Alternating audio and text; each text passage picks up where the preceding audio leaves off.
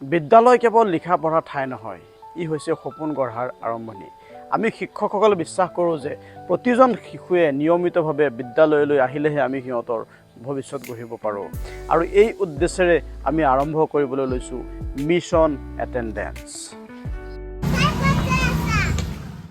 Mission attendance আমাৰ বাবে এক ঐতিহাসিক পদক্ষেপ, যাৰ উদ্দেশ্য হ'ল প্ৰত্যেক শিশুক বিদ্যালয়মুখী মানসিকতা গঢ়ি তোলা আৰু প্ৰতিটো মুহূৰ্তক মূল্যৱান কৰি তোলা।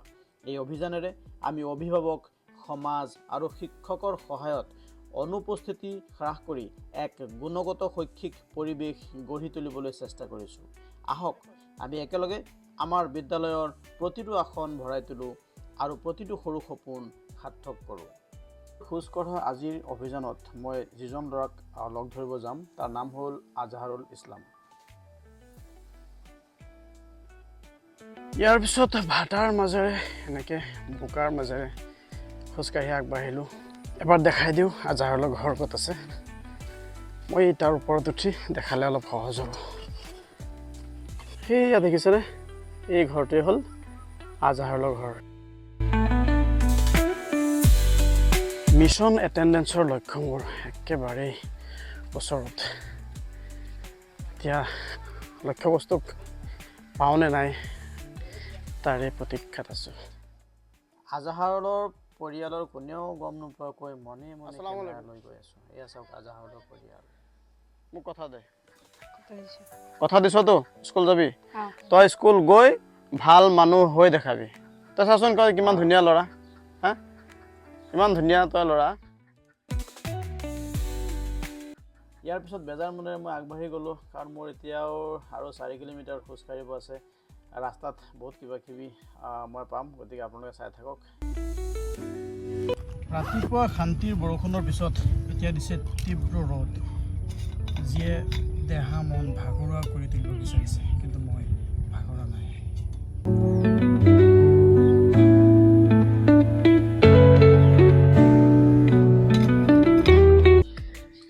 বাইদেউ, মই আৰু এটা কথা ক'ব খোজোঁ। মানুহে যে ইমান গছ গছনি কাটি আছে, তাৰ পৰা গছে আমাক গেছ দিয়ে, অক্সিজেন বুলি কয়। আমি নাকেদি যিটো আমি উশাহত যিটো গেছ লওঁ, গছ গছনি কটাৰ কাৰণে কিন্তু সেই অক্সিজেনৰ মাত্ৰা কিন্তু আমাৰ পৃথিৱীত কমি আহি আছে লাহে লাহে। গতিকে চৰকাৰে এটা পদক্ষেপ লৈছিলে যে এক পেড় মা কে নাম।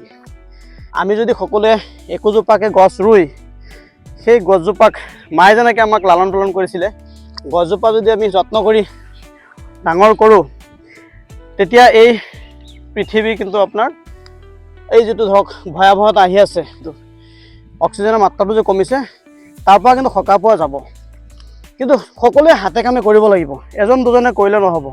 কাৰণ কথাতে কয় নহয়, ৰাইজে নখ জোকাৰিলে নৈ বৈ যায়। বাইদেউ দুগৰাকীৰ লগত কথা পাতি ধান ৰুই পিছত মই আকৌ আগবাঢ়ি গ'লোঁ মোৰ কেইটামান ল'ৰা ছোৱালী আছে সিহঁতক লগ ধৰিবলৈ।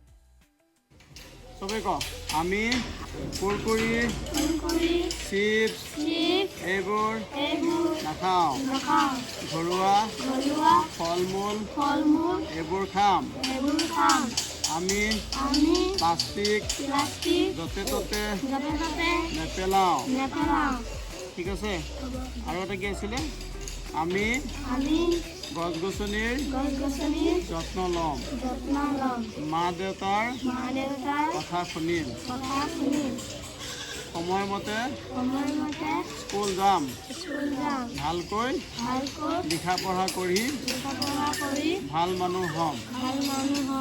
এনেকৈ হাতটো ওপৰলৈ দিবি। ৰেডি, 1 2 3। হ'ব, মই গৈ থাকোঁ, বাই বাই। প্ৰায় 6 কিলোমিটাৰ খোজ কঢ়াৰ পিছত আকৌ আহি উপস্থিত হ'লোঁ হেঁপাহৰ স্কুলখনলৈ, শিমলুগুৰি প্ৰাথমিক বিদ্যালয়। সকলো শিশুকে সুৰক্ষিত কৰি ৰখাটো প্ৰত্যেকজন নাগৰিকৰ মৌলিক কৰ্তব্য। মেহনাজ ৰাজনন্দিনী, তোমাৰ নাম? সুহানা, তোমাৰ নাম? সুমায়া। চাওঁ মুহানা, দাঁত চাওঁ, দাঁতৰ কি হ'ল? তোমাৰ নাম? ঠিক আছে, বাই বাই, ভালকৈ পঢ়িবা দেই।